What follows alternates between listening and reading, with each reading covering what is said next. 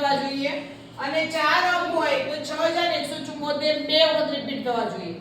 અહીંયા આપણે જે સંખ્યા આપી છે એની પહેલા મોટામાં મોટી સંખ્યા બનાવવાની અને નાનામાં નાની સંખ્યા બનાવવાની અને પછી બંનેની શું કરવાની બાદબાકી. તો અહીંયા મોટા મોટી સંખ્યા કઈ બનશે 764 અને નાનામાં નાની સંખ્યા બનશે 467.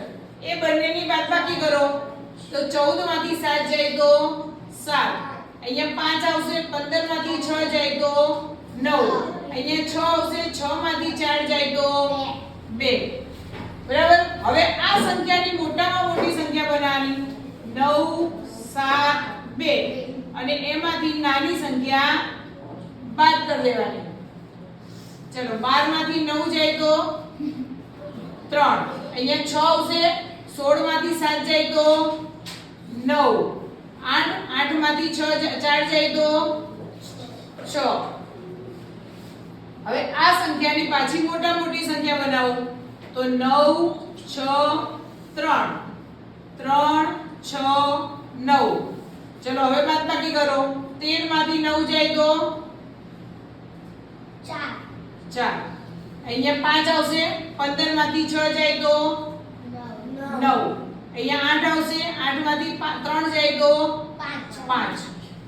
આ યાદ રાખવાનું કે આ સંખ્યા લાવવાની છે ત્યાં સુધી આપણે કામ કર્યા કરવાનું.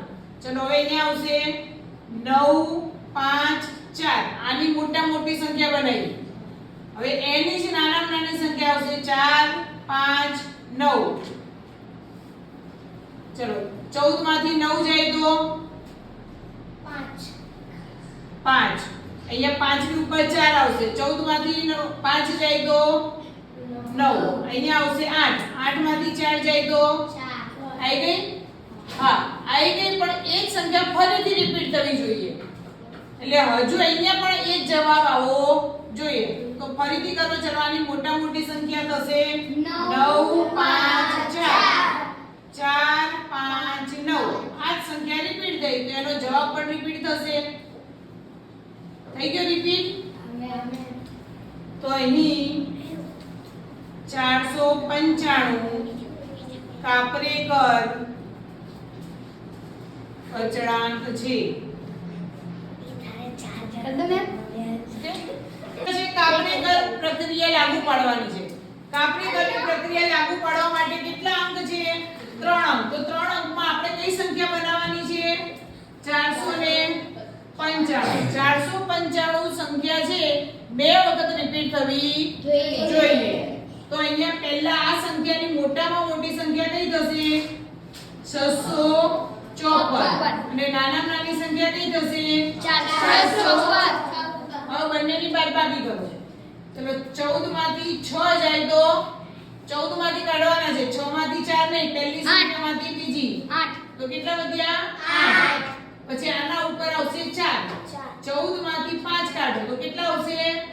9. અહીંયા આવશે 5. 5 માંથી 4 જાય તો 1. ચલો આ જ સંખ્યાને પાછી ઉતરતા ક્રમમાં ગોઠવી દો. તો પહેલા આવશે 9 8 1. હવે એને ચડતા ક્રમમાં ગોઠવો 1 8 9. ચલો 11 માંથી 9 જાય તો 2. અહીંયા આવશે 7. 17 માંથી 8 જાય તો 9. અહીંયા આવશે 8. 8 માંથી 1 જાય તો 7. હવે આ સંખ્યાને પાછી ઉતરતા ક્રમમાં ગોઠવો 9 7 2 અને પાછી એનામાંથી નાની સંખ્યા બાદ કરો. ચલો 2 માંથી એટલે 2 માંથી ના જાય તો 12 માંથી 9 જાય તો 3. આના ઉપર 6 આવશે. 16 માંથી 7 જાય તો 9. 8 માંથી 2 જાય તો 6. આ સંખ્યા ધ્યાનમાં રાખવાની. જ્યાં સુધી ના આવે ત્યાં સુધી કામ કરવાનું છે. ચલો આની મોટામાં મોટી સંખ્યા કઈ બનશે? 963. હવે નાનામાં નાની સંખ્યા 369. ચલો 13 માંથી 9 જાય તો